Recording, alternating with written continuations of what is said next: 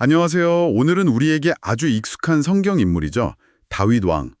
그 다윗 왕의 삶에서 어쩌면 가장 결정적인 실패라고 할 수 있는 사건, 바로 밧세바와의 간음, 그리고 우리아 살인 사건을 다룬 설교 내용을 좀 깊이 살펴보려고 합니다.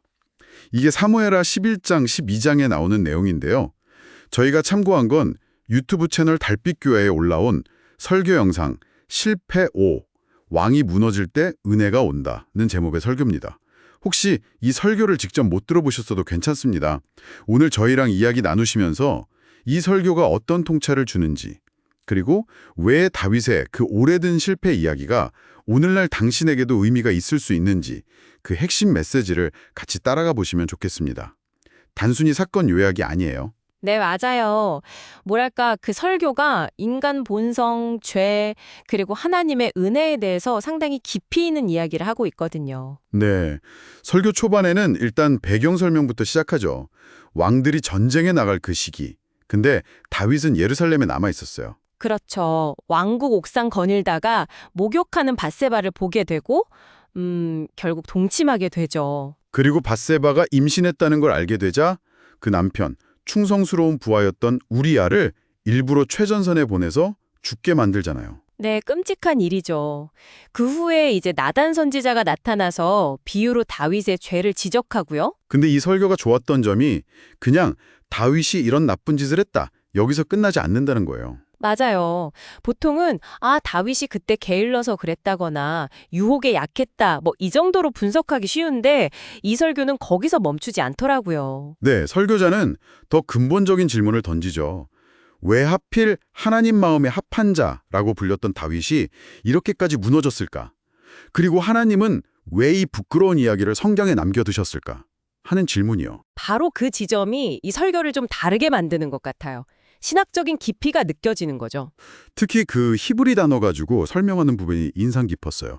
야차랑 야샤부. 아, 네. 왕이라면 마땅히 나가서 야차 전쟁을 이끌어야 할 텐데 다윗은 궁에 머물렀다. 야샤분 거죠. 이게 그냥 뭐 휴가 즐긴다 이런 차원이 아니라 그렇죠. 하나님이 맡기신 그 역할, 그 자리에서 벗어나서 안주해버린 것, 어쩌면 이게 주의 시작점이었다. 이렇게 해석하는 거예요.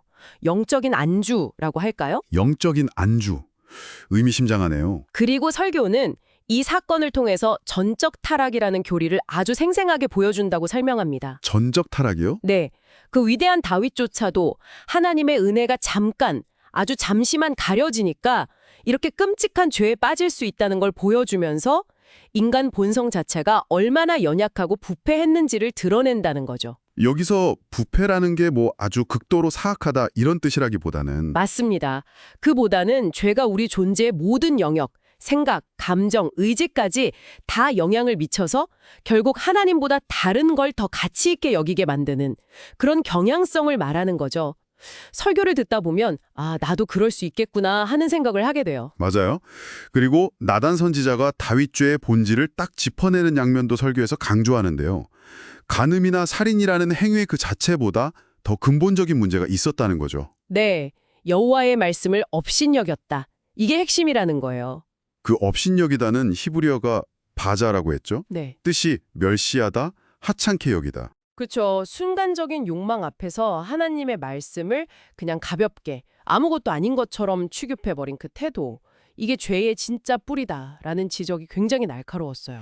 듣고 보니 정말 그러네요. 그리고 다윗이 죄 짓고 나서 한 1년 정도 아무 일도 없는 것처럼 지나가잖아요. 그 하나님의 침묵에 대한 해석도 흥미로웠습니다. 아, 맞아. 하나님이 그냥 눈 감아주신 건가 싶기도 한데. 설교에서는 그걸 그냥 내버려 두신 게 아니라 오히려 심판과 또 회복의 효과를 가장 높이기 위한 기다림의 시간이었다고 봐요. 비유가 재밌었는데 외과 의사가 종양을 가장 정확하게 제거할 수 있을 때까지 기다리는 것처럼요. 와, 그런 해석이 가능하군요. 네. 또 나단 선지자의 비유 있잖아요. 부자와 가난한 자 양 이야기. 그게 단순히 죄를 깨닫게 하는 걸 넘어서서 힘없는 자, 빼앗긴 자. 그러니까 우리아나 밧세바의 입장에서 사건을 보게 만들잖아요. 약자의 고통에 공감하시는 하나님의 마음을 보여주는 장치라는 설명도 좋았어요. 듣고 보니 나단의 비유가 더 깊게 다가오네요. 그리고 다윗의 회개, 내가 여호와께 죄를 범하였노라. 이 짧은 한마디에 대해서도 설교는 그냥 넘어가지 않죠. 그렇죠. 이게 단순히 내가 잘못했네 하는 양심의 가책 정도가 아니라 자기가 그렇게 하찮게 여겼던 바로 그 하나님의 말씀이 살아서 역사에서 자기 마음을 완전히 꿰뚫어버린 결과라는 거예요. 그 말씀 앞에 완전히 굴복한 거죠. 아, 진정한 회개는 결국 내 죄가 하나님 앞에서 얼마나 심각한 것인지를 깨닫는 데서 시작된다는 거군요. 맞습니다.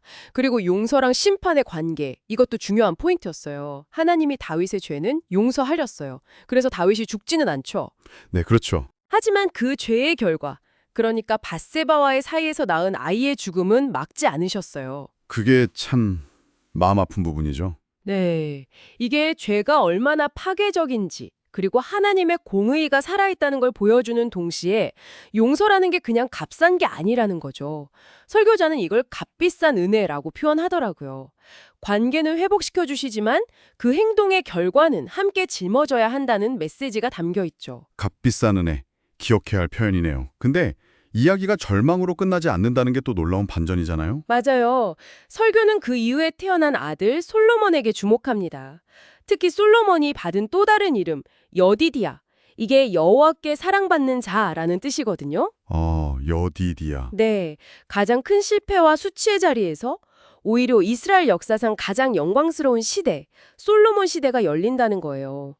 이건 진짜 인간의 실패조차도 사용하셔서 당신의 더 크신 구원 계획을 이루시는 하나님의 주권적인 은혜, 그 회복의 능력을 보여주는 거죠. 심지어 그 부끄러운 역사, 우리아의 아내에게서 솔로몬을 낳고 이게 예수님의 족보에도 기록되어 있다는 점까지 연결하더라고요. 그렇죠. 실패를 덮는 게 아니라 그 실패를 뚫고 나오는 하나님의 은혜를 강조하는 거예요. 그럼 이런 질문이 생기죠. 왜 다윗은 사울 왕처럼 버림받지 않았을까? 다윗이 뭐 더 잘나서? 설교는 아주 명쾌하게 답합니다. 다윗이 더 나아서가 아니라고요. 이건 전적으로 하나님의 변하지 않는 선택, 그리고 그 약속에 대한 하나님의 신실하심 때문이라는 거죠.